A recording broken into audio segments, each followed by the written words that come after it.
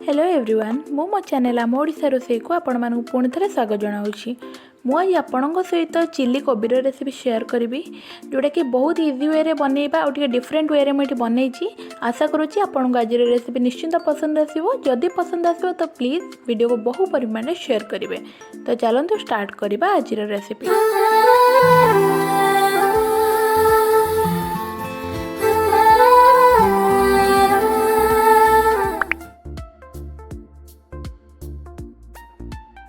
Chilli कोबी बनाया आप प्रथम देखिपुं गोटे कड़ाई रे मु बहुत सारा तेल गरम कर से प्रथमे मुझे कैप्सिकम पकईकि फ्राए कर नहीं जाऊँगी कारण कैप्सिकमटा टिके टाइम लगी थाए पियाज तुलन से पियाज टिके पर पकेबी जो कैप्सिकम हल्का सॉफ्ट हो। एबे आपण देखिपुं मो पियाज को डाइस करके रखी से सब को तेल रे दे दूची जो कैप्सिकम हल्का सॉफ्ट हो गला। तो पियाज दे सारिया पर ताको गोटे मिनिट पर्यंत एपट सेपट करी टिके ब्राउन कलर हवा जाए मु भाजी नहीं जीवी जहाँद्वारा कि पियाज कैप्सिकम रे बहुत बढ़िया फ्लेवर आसीजिवो। जो बहुत भल फ्लेवर आसो से काढ़ी मु साइड रखिदेवी। एबे जो तेल बड़का अच्छी से कोबी मु फ्राए करी। कोबीर साइज ये बेसी बड़ कि बेसी छोट रखिनी मीडियम साइज रखी और भल भाव में धोईकी टिके ड्राई कर सारिबा पर ही मुझे फ्राए करुँची। जितेबाला कोबी एमती हल्का ब्राउन कलर हो आसो से समय आप कोबी को काढ़ी साइड रखिदेवे। तापर आप देखिपुं मो पैन को बा कड़ाई को ये खाली कर देइछि और से बहुत ही कम क्वांटिटी तेल रखी पाखापाखि गोटे चामच भली तेल अच्छी।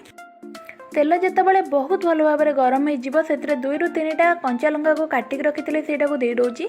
तापर से 4 ରୁ 5टा ये रसुण मुझे रखीदी बहुत ही छोट छोट कर काटिक नहीं जाइए को देकी हल्का गोल्डन कलर आसिया जाए बहुत भल भाव में तेल भाजी नहीं जी। आप मन रखिए प्रोसेस कला बेले सब बेले गैस रो जो फ्लेमटा रहा हाई रखिए। तापर ये 1 ରୁ 1.5 ଚାମଚ भली चिली सॉस देदेली कारण आम चिली रेसिपी बनाऊे तो चिली सॉस निहाती दरकार। तापर ये 1 ଚାମଚ भली मु डार्क सोया सॉस दे दूची। आपण पाखे जदि लाइट सोया सॉस अच्छी आप ऐड करेंगे। एबे से 1.5 ଚାମଚ भली दे दूची टोमेटो केचप बा टोमेटो सॉस आ सबको बहुत भल भाव में मिक्स कर नहीं गली। एबे से मु पियाज पत्र बा पियाज संडा को मु ऐड कर दूची बहुत फ्लेवर बढ़िया आसी थाए से ता सहित मु ऐड कर दूची गोटे बड़ चामच एथिरे गोलमरीचर पाउडर ता सहित अजिनोमोटो बा चाइना सॉल्ट जहाँ को कह जाए जोड़ा कि चाइनीज रो जेकोसी रेसिपी रे निहाती दरकार हुए और बहुत बढ़िया लगी थाए सेटा को ऐड कर देली और ता सहित भल फ्लेवर को बढ़ाया पई गोटे चामच बा गोटे छोट चामच चीनी आ ता सहित गोटे छोट चामच मु ऐड कर देली विनेगर आ ताको बहुत भल भाव में मिक्स कर नहीं गली। जेतेबेले ए सब बहुत भल भाव में मिक्स कर नहीं गली तापर मु सेतिरे फ्राए करके रखिथिबा कोबी ता सहित कैप्सिकम एवं पियाज को ऐड कर दूचे और ताको बहुत भल भाव में मिक्स कर नहीं जीवी। आपण देखि पारुचंती एठी कॉर्नफ्लोर रे मध्य मु कोबी को फ्राए करि नथिली आ बहुत ही इजी वे रे आमे एठी बनै नहीं गले चिली कोबी। आपणक पाखे जदि बेसी टाइम नहीं ताले आपण एमती इंस्टेंट वे रे बनै परिबे।